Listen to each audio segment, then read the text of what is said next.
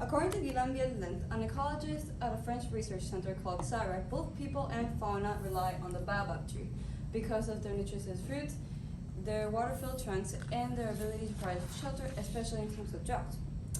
Flora also depend on the species because they need their humidity and their ability to recycle nutrients in the soil.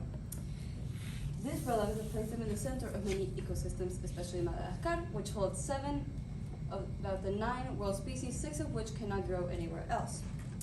However, despite this relevance, their population has decreased so much so they're now on the official red list for the IUCN, the International Union for the Conservation of Nature, the highest level of threat.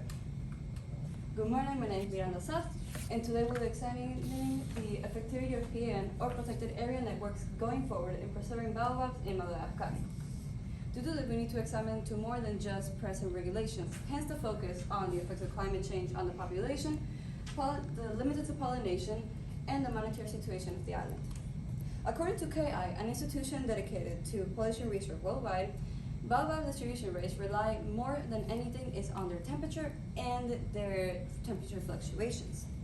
This compared with the changes in the temperature seen now show just how important the perspective is.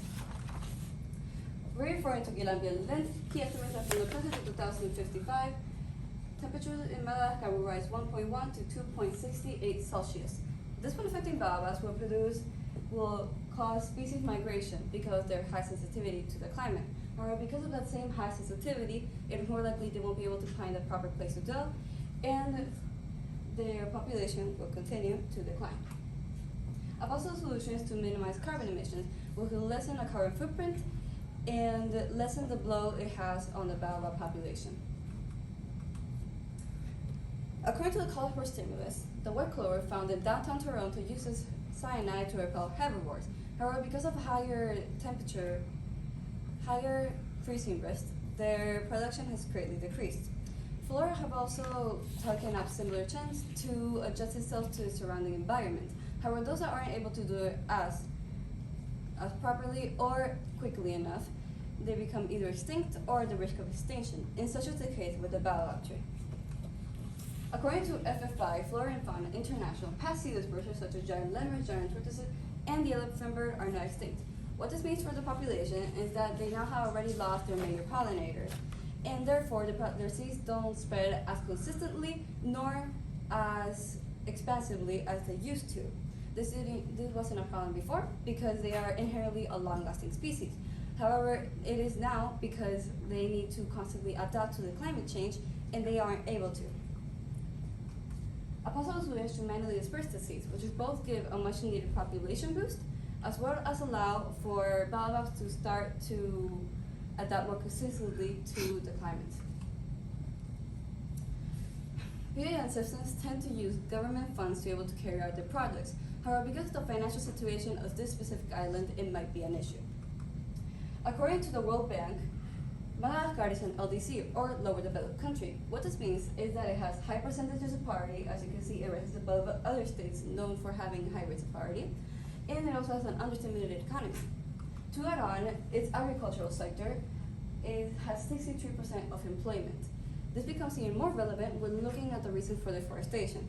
According to GeoJournal, a journal dedicated to publishing geography,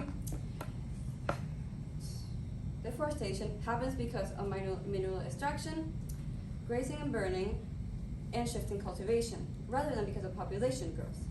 What this means for the population is that they have been working excessively on a sector that haven't given them the financial stimulus they need, and baobab have also paid the price. A solution is to introduce better finance programs into Madagascar, which will both allow for baobabs to have to face less deforestation, and also for them to be able, for Madagascar to be able to have better economic stimuli. To recap, the possible solutions are to reduce carbon emissions, which will allow for a lessened carbon footprint and for a lessened flow on the population.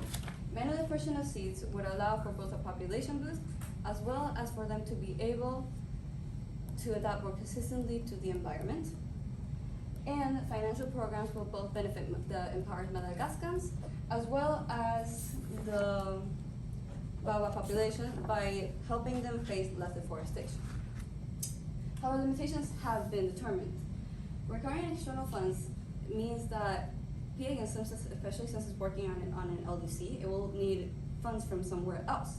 This might be hard to get on board because of the financial risk many are running against. However, this can be easily overturned since the promises that the Baobab has in future financial gains more than just make up for the loss. And finally, these solutions may not fully reduce the declining rate. Because their biggest affecting factor is climate change, this is a long-term project, and it isn't just a Madagascar issue, it is also a worldwide issue. However, to start now would have better benefits than to wait for them. In conclusion, PA systems need to improve if they are to achieve their goals. The world is changing even more, and it is affecting nature the most. So, to apply the solutions now would not only significantly improve Madagascar ecosystems, but also set a precedent for similar situations in the same place. To reference a Roman emperor, as Marcus Aurelius said, whatever you do, let your aim be goodness. Goodness that is rightly understood, hold to this unto your every action. These are more sources. Thank you for your time. All right, 2 questions for you. First question. How did you handle the different perspectives that you saw in your research to reach the solutions that you did? So I looked at 2 types of problems. I looked at what was causing for baobabs to become depleted, as well as keeping these factors from being properly addressed. And so I intersected them. An example is how I looked at how pollination is an issue, because climate change is requiring for flora, for species to adapt more consistently, and their pollination system is preventing that. Okay. And explain the level of certainty that you have about your solution that you came up with. I do feel my solution is fairly well-rounded because it touches a bunch on many different grounds. However, I do feel that concentrating a little bit more on climate change and looking at specifically how to reduce our carbon emissions might be more effective.